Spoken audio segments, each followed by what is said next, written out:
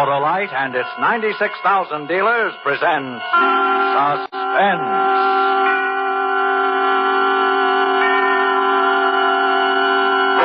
Tonight, Autolite brings you a story of murder in the roaring 20s, the Windy City Six, starring Mr. Fred MacMurray and featuring Red Nichols and his 5 pennies.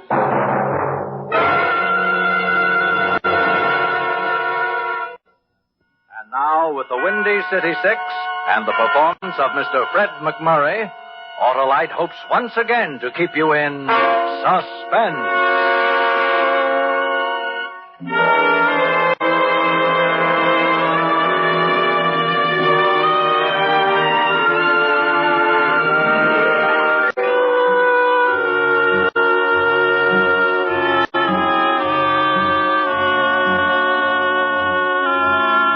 It all happened some time ago. By some time, I mean those days when moonlight on the Ganges was a must at the country club dance, when our nurse was considered snappy repartee, when it wasn't entirely unfashionable to be seen in a raccoon coat complete with flask when the Harvards and the Yales met in deathless combat. Maybe it'll lose a little something in the translation, but it's worth a try.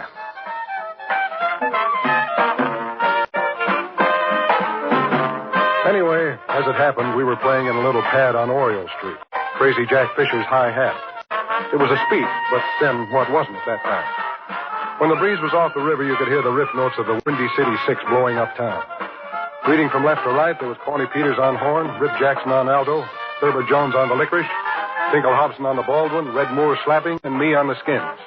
I'm Carstairs Hamilton, sometimes known as Rimshot, but more often as Ham. So we'll keep it that way.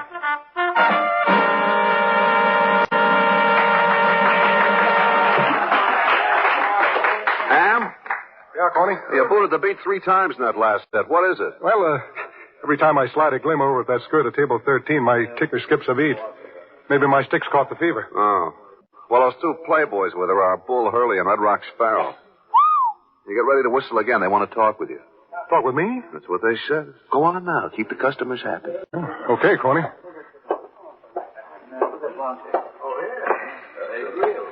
Somebody said you wanted to see me. I guess maybe it was a mistake, so I'll just... It wasn't no mistake. Sit down. Yes, sir. See this girl? Well, to tell you the truth, I don't think I ever noticed her. How do you do? Hello. You've been staring at her all night, and last night, and the night before. Oh, I might have been looking this way, but I'm nearsighted. You ought to be in George White's scandals. Now, let me give it to you straight, bad ears.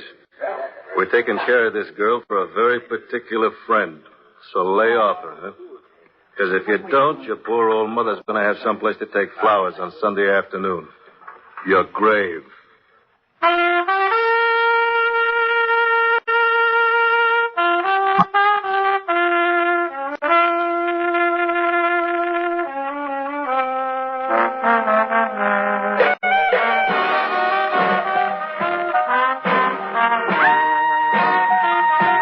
Back at my drums, I tried not to look at the girl, but I could still see her in my mind.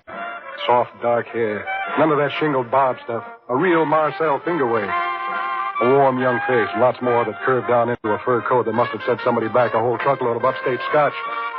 Once in a while, I sneaked a quick peek, and every time she was looking at me. And suddenly I got scared, and I lost up a couple of beats. Tony got so mad he blew up. But it didn't make much difference then. Our engagement was over. Veterans all, the Windy City Six broke ranks and went into Plan B.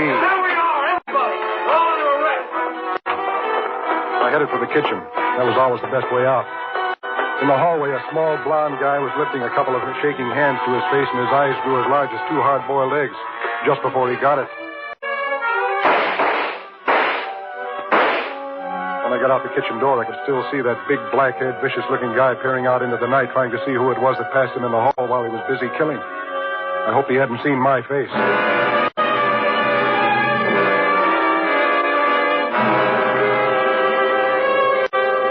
I ran for a while, and then I slowed down to a walk. The first few snowflakes of winter were starting to fall, and the world was pulling on that Wonderland slipover. I turned my Chesterfield collar up around my neck and noticed I was still holding a pair of drumsticks. I thought it over for a minute. Then I threw them into the darkness beyond the streetlight. I made up my mind that from now on I was going to stay out of joints like the High Hat. When I finally got back to my rooming house, there was a surprise in a fur coat waiting for me, sitting on the front stoop. I tried to ignore her.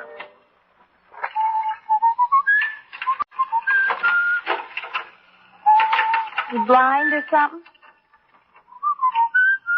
I suppose you get dozens of girls sitting on your step at night waiting for you. Hey. Huh? Oh. Were you, looking for me? What do you think I've been sitting out here in the cold for? Selling subscriptions to the Police Gazette? Sit down.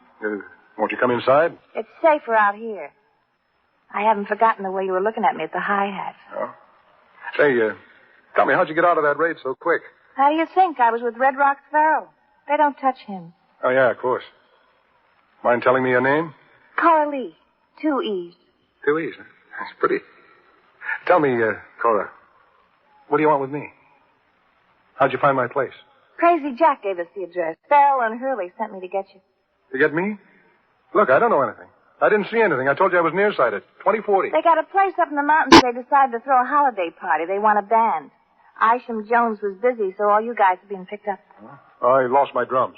Don't worry, they'll get drums. Let's go. Are you going with me? Somebody has to show you the road. Alone? Look, we can talk all about it on the way. And don't get any ideas, because I might send for reinforcements. And these reinforcements will make a marine landing look like Isadora Duncan's finale. You got anything brave to say? I'll bet you I'm ready before you can count to 100. By twos.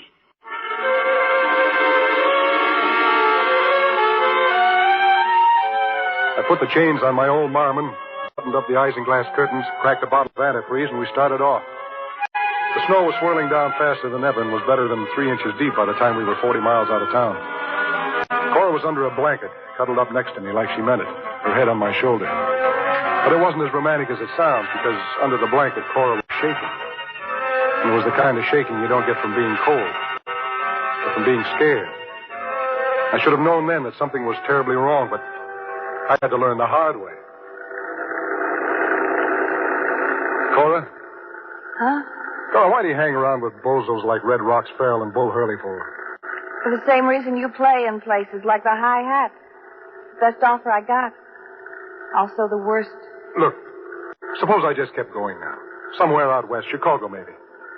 Would you go with me? They'd never let us get away with it. What do we lose trying? You don't belong with those guys. You belong where the air is clean and you only take a drink when you want to and love when you... Please, don't. What's the matter? Did I say something wrong? Look, why don't you hit me on the head and throw me out and just keep going? Throw you out? Cora, I wouldn't throw you out to save my life. Oh, Ham, don't say that.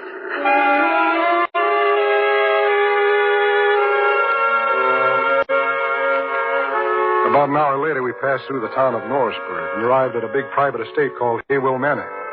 The big party was going strong. The rest of the Windy City 6 boys had preceded me, all under escort.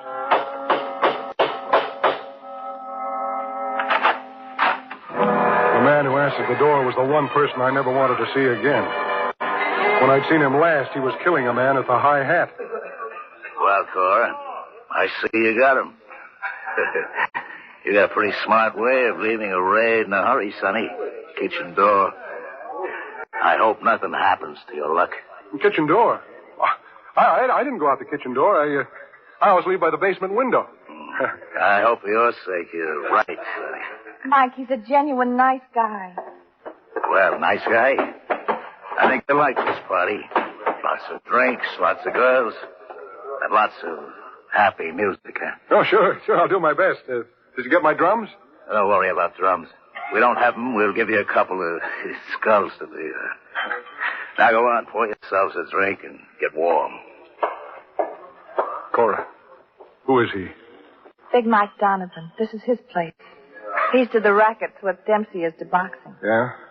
Well, I'm going to tell you something about him. I hear that human life means nothing to him. That he'd kill anybody. So you heard it. Don't go broadcasting it all over the place. You want to stay alive, don't you? It's always been one of my chief aims in life. Then keep what you know under your hat, you dumb drummer. The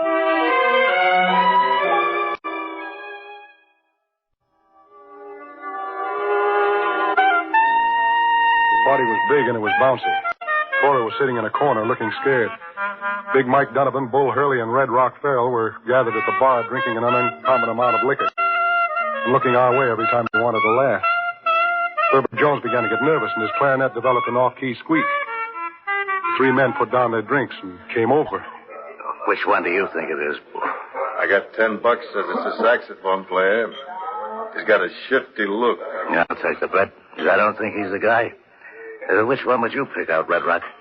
Who else? The drummer. Yeah, he's afraid to look at us. I think you're wrong, too. I'm putting my money on a clarinet player. It's elementary. Every time he looks over at us, he shakes. Every time he shakes, he squeaks in the high notes. Are these the signs of a guy who don't know nothing? Maybe you're right, Mike. Look at him shake now. Hey, you, with the clarinet? Yes, Mr. Donovan? What's your name? Jones, sir. Thurber Jones. Well, Thurber Jones, me and Bull and Red Rocks think you're a lousy clarinet player. I'm doing my best, sir. We got an idea we can show you how to play it better. Come with us. Well, I'll do better, sir, if you'll just... I said, come with us. Hey, wait a minute.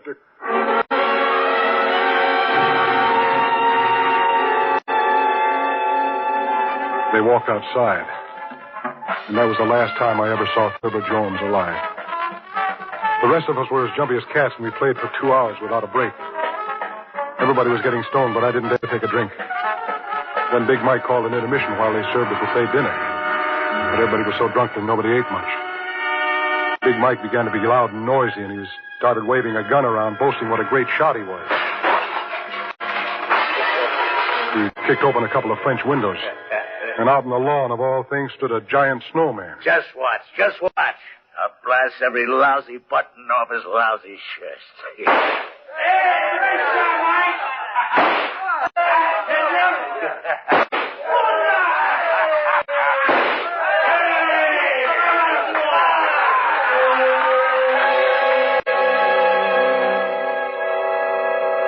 did it all right.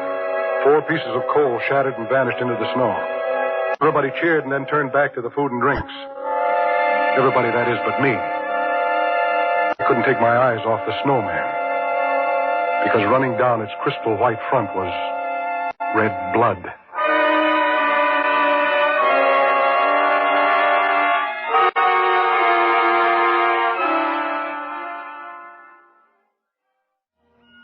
And now, Autolite brings back to our Hollywood soundstage Mr. Fred MacMurray in Elliot Lewis's production of The Windy City Six, a tale well calculated to keep you in suspense.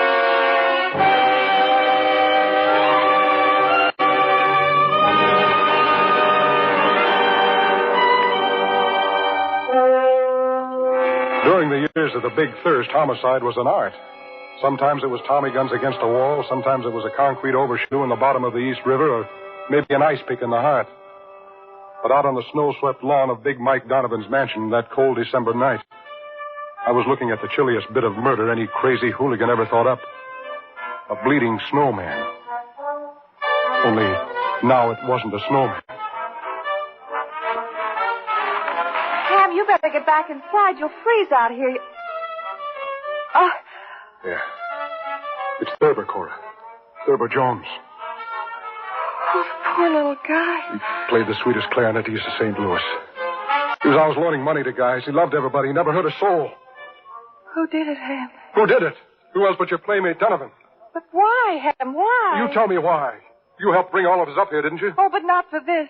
Believe me, Ham, not for this. I suppose you don't know that Mike Donovan killed a man in a high hat tonight. Well, I heard him bragging about it a while ago with somebody who hijacked a truckload of Mike's liquor. Well, somebody saw him.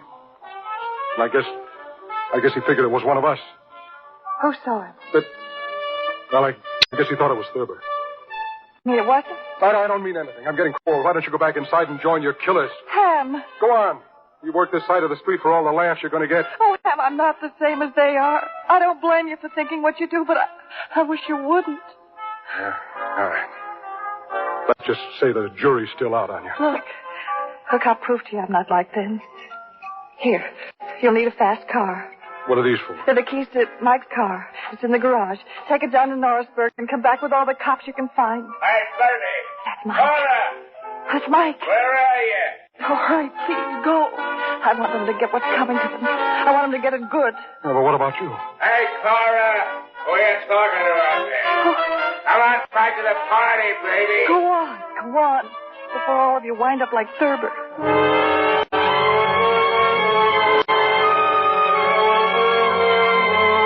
After she'd gone inside with Mike, I made a beeline for the garages and back.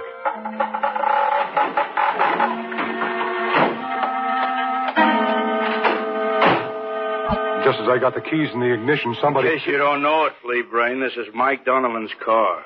Oh? Well, I guess I must have made a mistake. Hey, take that gun off, will you? Mike hires me to do nothing but sit in the back seat of his car. Now I might get a raise. Well, I always like to see somebody get ahead. The gun. I might get a raise because Mike wouldn't like you to leave his party without first you telling him what a nice time you had. Oh, you got me wrong. I was going to write him a bread and butter letter first thing in the morning, honest. About the gun. Shut up before I shove it through your stinking skull. Now start walking.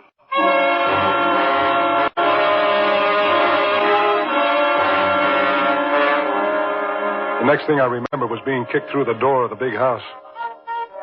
The party kept right on whirling. Nobody paid much attention. Nobody except the boys in the band. They were beginning to get the idea. Slowly they stopped playing, and then people began to turn around and look. It reminded me of a ring of faces about to watch a hanging. What's this all about, Chick? The creep here tried to lift your car. He even had the keys. Where'd you get him? Well, I sort of found him. Hey, you can't do that to one of my boys. Shut up, you.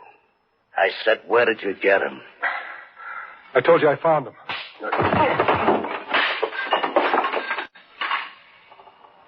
Where did you get him?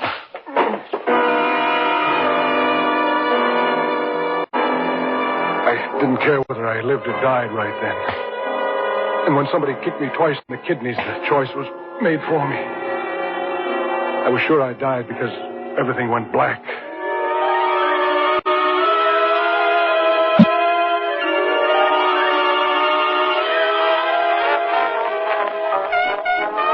When I came to, I was still lying in the same place, and the party was still going on. Nobody even looked at me as I staggered to my feet and wiped the blood and the booze and the glass off the best I could. I stood there holding onto the bar, wondering what to do. Wondering what it was all about. Can you still walk, stupid? Yeah, I guess so. Then Charleston back your drums and stop playing. Okay. You know something, Blockhead? I didn't want him to stop. I think Big Mike's got something special in mind for you later.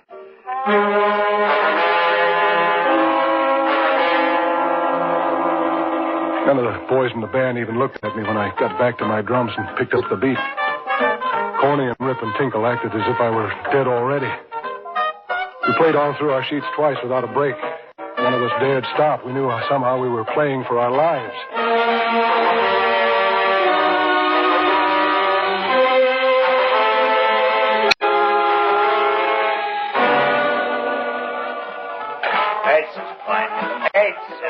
Come on, Ivory.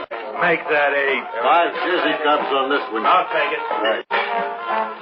Long about dawn, the party turned into a noisy crap game, and nobody paid much attention to our background music. Cora was with them, sort of moving in and around.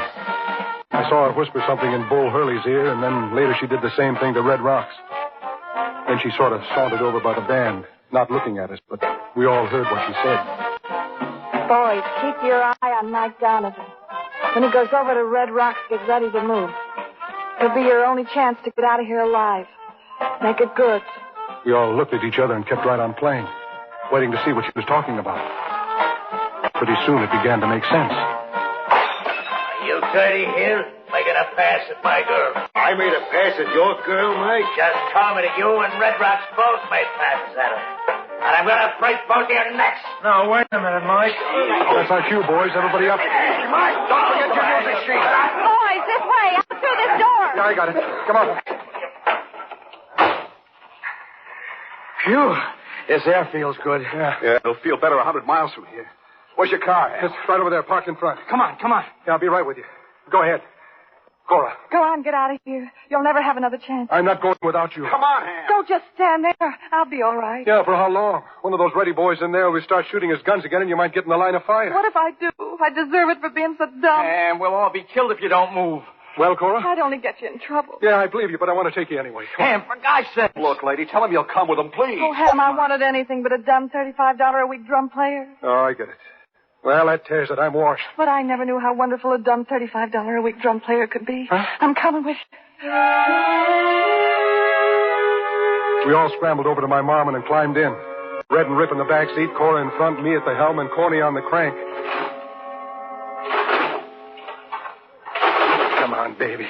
What's the matter with it, Ham? Well, it's 10 below zero. Give it another whirl. For God's sakes, make it go, Ham.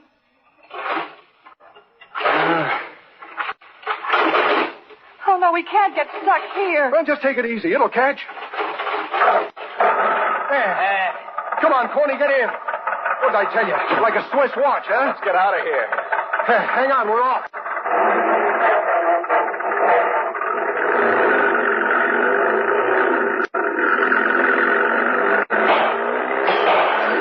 It's Mike. They're coming after us. Yeah.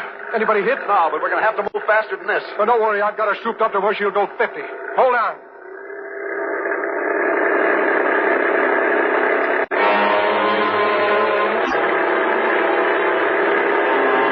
By the time we got out onto the slick, icy road, a whole car full of hooligans were coming right after us with guns blazing. They're gaining on us, Ham. I didn't know anything about guns, but one thing I knew was how to handle my marmon. It didn't weigh much, and I figured to pull into the next curve, pile the coal on, skid into the snowbank, and bounce off out of the straightaway. If that heavy rolls tried to make it at the same speed and hit the snowbank, I was sure to go right on through. Ham, look out, the curve. Grab on, kids. This is it.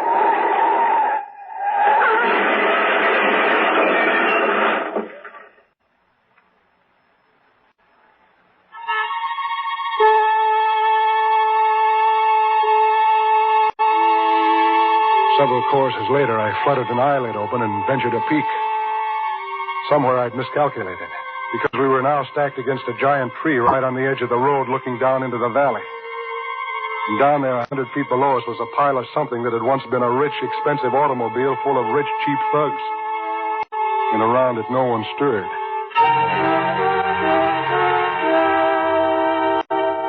Ham, oh, darling, are you all right? Yeah, I guess so, Cora. How about you? I'm all right. How about the rest of you? I'm okay. Shaking up, that's all. I busted my lip. Look. I'll never put my bass back together again. Well, at least we're all alive. Except poor Thurber. Well, what do you say we get out and take a walk into town? This is a job for the John Laws.